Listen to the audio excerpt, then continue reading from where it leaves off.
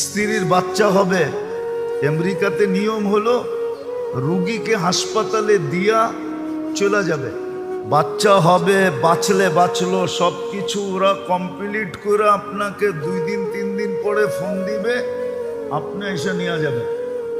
কিন্তু স্বামী তো নাছোড়বান্দা, ভর্তি করছে ঠিক, কিন্তু সর্বক্ষণ দাঁড়ায় আছে। তো সবাই জিজ্ঞেস করছে তুই দাঁড়ায় আছিস কেন? তোরে বুঝাইছে, বল তোর শরীরের একটা অঙ্গ অর্ধেক যদি কোথাও থাকে তাহলে আর অর্ধেক ওর সাথে থাকবে না পৃথক থাকবে? বলছে শরীর তো একটা, এটাকে তো অর্ধেক করা যায় না।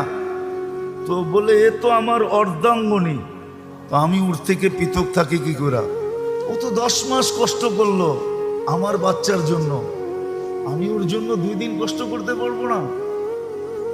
এই স্বামী স্ত্রীর ভালোবাসার টান দেখে ওই নার্স মুসলমান হয়ে গেছে। বলছে আমি মুসলমান হইলেও কি আমার স্বামী হইলেও এরম করবে আমার জন্য? বলছে অবশ্যই, এটা আমাদের ইসলামের নীতি।